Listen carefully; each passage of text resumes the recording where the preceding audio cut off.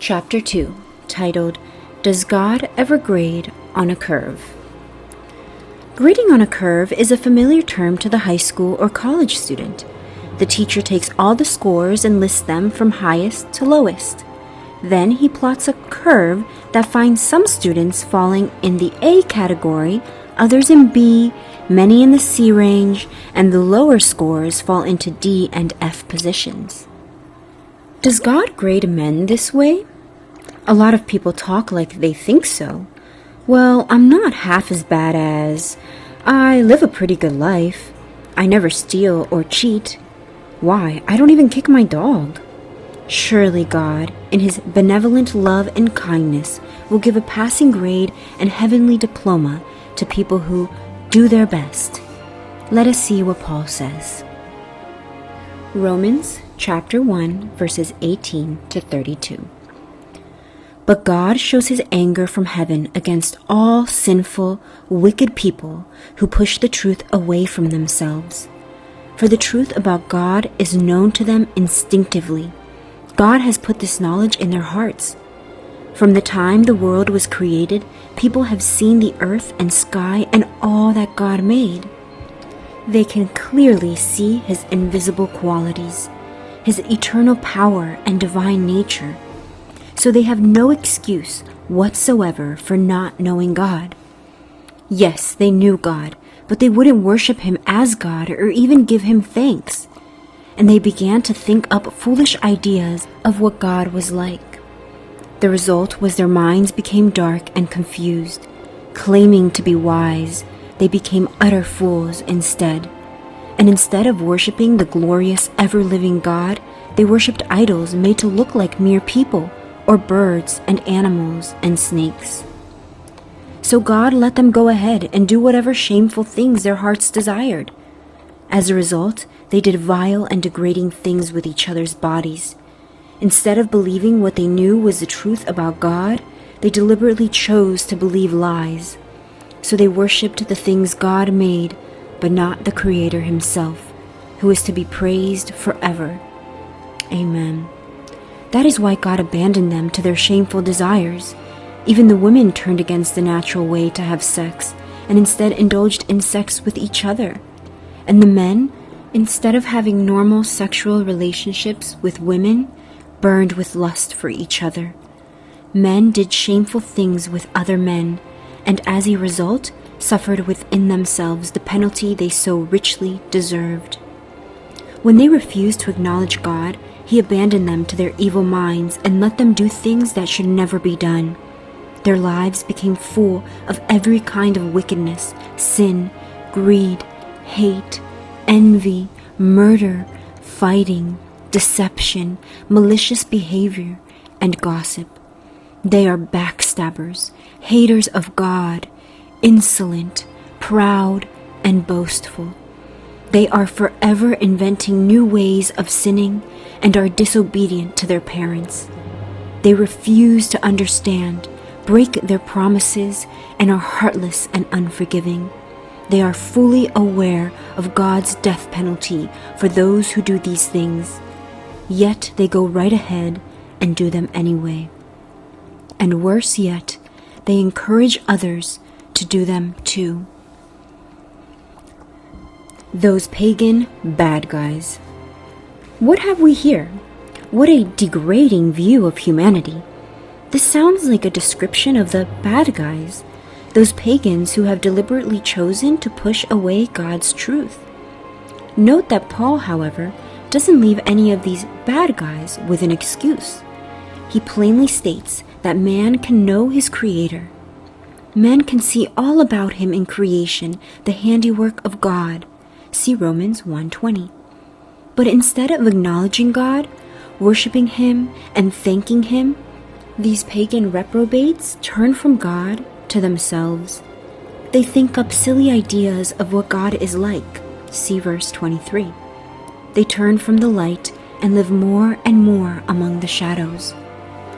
Look at the list of offenses: murder, fornication, adultery, homosexuality, greed, hate, envy, lying, etc.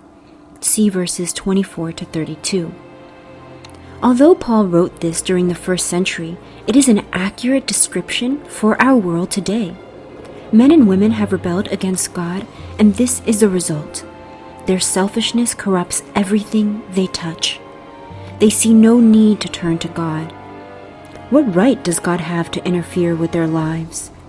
They will do as they please and be their own boss. And note verse 32.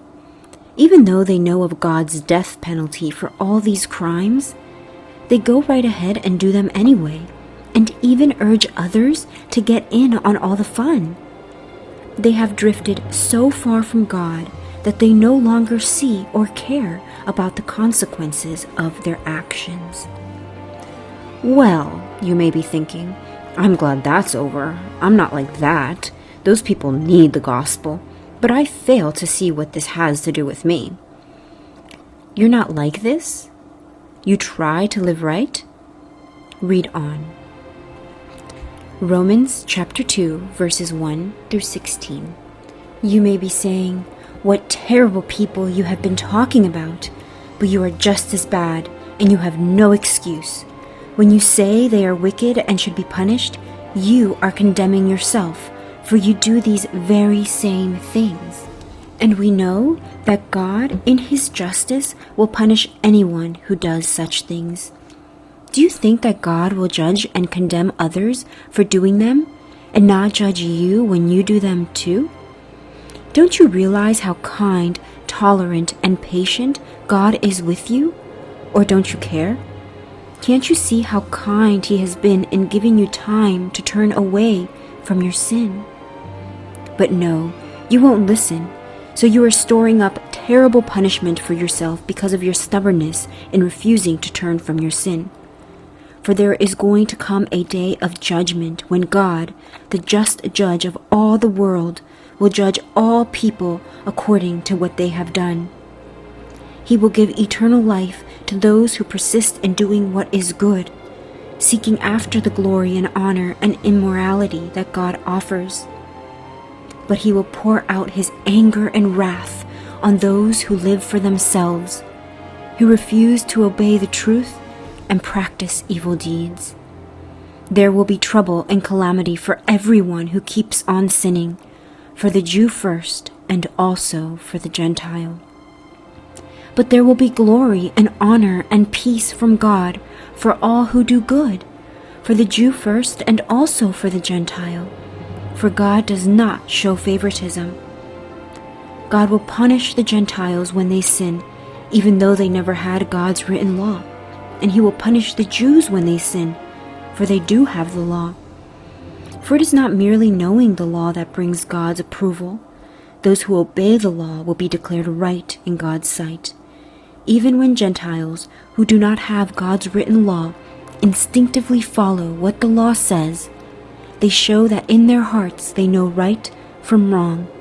They demonstrate that God's law is written within them, for their own consciousness either accuse them or tell them they are doing what is right. The day will surely come when God, by Jesus Christ, will judge everyone's secret life. This is my message. We all have some dirty closets. Now wait just a minute. Is Paul being fair when he says that you are just as bad as the pagans? What does he mean? It means Paul is turning his attention to the good, moral folks who don't realize they also have a problem called sin. It's easy for moral people to think only of their own goodness and fail to look into their hearts. They think of how nice they are without realizing that they, too, are under God's judgment. It's an old story. We may see sin in someone else, but we often fail to see similar sin in ourselves. We can point out another's hatred, but cannot recognize our own envy. We think someone else has a lot of nerve to be bragging all the time, yet we fail to detect pride within ourselves. It's easy to fall into the trap of thinking that goodness on the outside, acts of tolerance and righteousness, will win God approval and a passing grade. but God does not grade on a curve. Reading between the lines, we can imagine that Paul is thinking about himself as he writes. Before Paul had his life-changing encounter with Christ, he was an ethical person who looked down his nose at a bad world. But when he met Christ, Paul began to see himself as he really was on the inside. Then he realized he was no longer blameless. This can only happen when Christ confronts us. It only happens when we view ourselves in His light. As long as we compare ourselves with others, we think we're pretty good. But when we come into the presence of His perfection, that's a different story. Our secret lives are laid open before God, and that's tough to take. We wouldn't want other people to know these things about us. We try to appear good before others, to keep up a front. But no matter how well we may think we are fooling them, inside we all have some dirty closets that we don't want anybody to discover.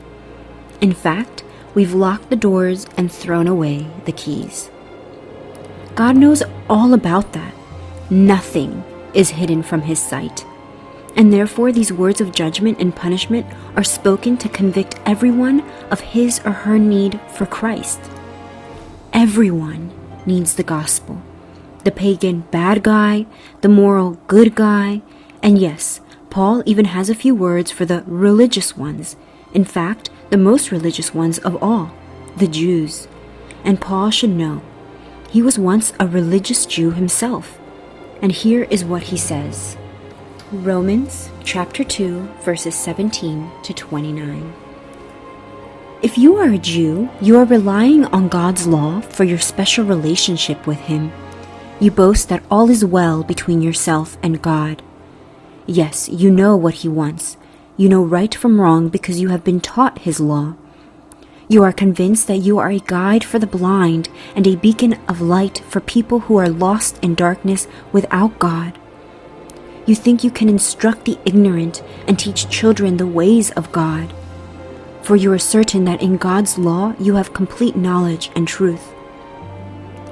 Well then, if you teach others, why don't you teach yourself? You tell others not to steal, but do you steal? You say it's wrong to commit adultery, but do you do it? You condemn idolatry, but do you steal from pagan temples? You are so proud of knowing the law, but you dishonor God by breaking it. No wonder the scriptures say, the world blasphemes the name of God because of you. The Jewish ceremony of circumcision is worth something only if you obey God's law. But if you don't obey God's law, you are no better off than an uncircumcised Gentile. And if the Gentiles obey God's law, won't God give them all the rights and honors of being His own people? In fact, uncircumcised Gentiles who keep God's law will be much better off than you Jews who are circumcised and know so much about God's law, but don't obey it. For you are not a true Jew just because you were born of Jewish parents or because you have gone through the Jewish ceremony of circumcision. No, a true Jew is one whose heart is right with God. And true circumcision is not a cutting of the body, but a change of heart produced by God's Spirit. Whoever has that kind of change seeks praise from God, not from people. The world hates God because of your religion. Paul speaks to the Jews of his time. They were religious. They read their Bible regularly. They prayed, fasted, tithed, and worshipped God. They were the good, solidly religious people who never questioned their standing with God. It never crossed their minds that they too might be under God's condemnation, but they were. What had gone wrong? Paul knew. The Jews had grown proud, and their pride had led to hypocrisy. They were proud of knowing God's laws, but they dishonored Him by breaking them. See Romans 2:23. Paul even adds this accusation in verse 24. No wonder the scriptures say the world blasphemes the name of God because of you. And the same thing happens today. In many churches, religion comes before personal commitment to Christ. religion can make you proud and self-righteous, but in reality you fail to be kind, honest, humble, and loving. Why do so many people stay away from the church? Why do they accuse Christians of hypocrisy? Because they see through the game called religion, and they call it phony. Let's be honest about this. It just isn't a case of sinners who don't want to see the light. True, the devil is blinding them. See 2 Corinthians 4:4. But religious hypocrisy in the church isn't making things any clearer. Paul exposes the failure of religion in this passage. He flatly states that no one is free from sin. Even religious people, even the chosen Jew, need a change of mind and heart. That's the only thing that counts. It's fairly obvious by now that God doesn't grade on any kind of curve. In fact, all of us fail to get a passing grade. And so Paul sums up God's case against mankind with this final indictment. Romans chapter 3, verses 1 to 20. Then what's the advantage of being a Jew? Is there any value in the Jewish ceremony of circumcision? Yes, being a Jew has many advantages. First of all, the Jews were entrusted with the whole revelation of God. True, some of them were unfaithful, but just because they broke their promises, does that mean that God will break his promises? Of course not. Though everyone else in the world is a liar, God is true. As the scriptures say, he will be proved right in what he says, and he will win his case in court. But some say, our sins serve a good purpose, for people will see God's goodness when he declares us sinners to be innocent. Isn't it unfair then for God to punish us? That is actually the way some people talk. Of course not. If God is not just, how is he qualified to judge the world? But, some might still argue, how can God judge and condemn me as a sinner if my dishonesty highlights his truthfulness and brings him more glory? If you follow that kind of thinking, however, you might as well say that the more we sin, the better it is. Those who say such things deserve to be condemned, yet some slander me by saying that this is what I preach. Well then, are we Jews better than others? No, not at all. For we have already shown that all people, whether Jews or Gentiles, are under the power of sin. As the scriptures say, no one is good, not even one. No one has real understanding. No one is seeking God. All have turned away from God. All have gone wrong. No one does good, not even one. Their talk is foul, like the stench from an open grave. Their speech is filled with lies. The poison of a deadly snake drips from their lips. Their mouths are full of cursing and bitterness. They are quick to commit murder. Wherever they go, destruction and misery follow them. They do not know what true peace is. They have no fear of God to restrain them. Obviously, the law applies to those to whom it was given, for its purpose is to keep people from having excuses and to bring the entire world into judgment before God. For no one can ever be made right in God's sight by doing what his law commands. For the more we know God's law, the clearer it becomes that we aren't obeying it. Nobody bats 1,000. So there you are. This is hardly the way we would normally evaluate humanity, but this is God's evaluation of us. Let's sum it all up in baseball language. There are all kinds of ball players in the major leagues. There is the poor player who has a .180 batting average. There is the good player who hits .285. And then there is a batting champ who comes up with an amazing .374. But who bats 1.0? No one. From Babe Ruth to Barry Bonds, no one bats 1.0. God looks at man and sees him stepping up to the plate, grounding out and striking out time and again, even though once in a while he manages to get a double off and boards. Even for the best of us, it's pretty poor performance. No one, Bats 1.0. Therefore, the good news is not only for the bad guys who don't measure up. It's for the good guys who think they measure up, and for the religious who are trying to measure up. How then does the good news work? If all of us stand condemned, how can anyone get off the hook? Paul will spell that out next. For further thought. Number 1. Write down your own definition of sin. Do you think some sins are worse than others? Why? Does Paul seem to think some sins are worse than others? Number 2. Summarize what these verses say about sin. Genesis 4:7, 1 Kings 8:46, Proverbs 20:9, Isaiah 53:6, James 4:17, 1 John 1:8, 3:4. Number 3. Read Romans 1:18. What does pushing away the truth have to do with sin? Number 4. Major Adrian Mikolayev, Russian cosmonaut, said that while he was in orbit, he didn't see God up there. Astronaut Gordon Cooper, who also flew in several space missions, responded by saying, "I didn't see God either, but I saw many of the wonders he created." Read Romans 1:19-20. What would you say to the person who claims, "There is no God because I can't see him"?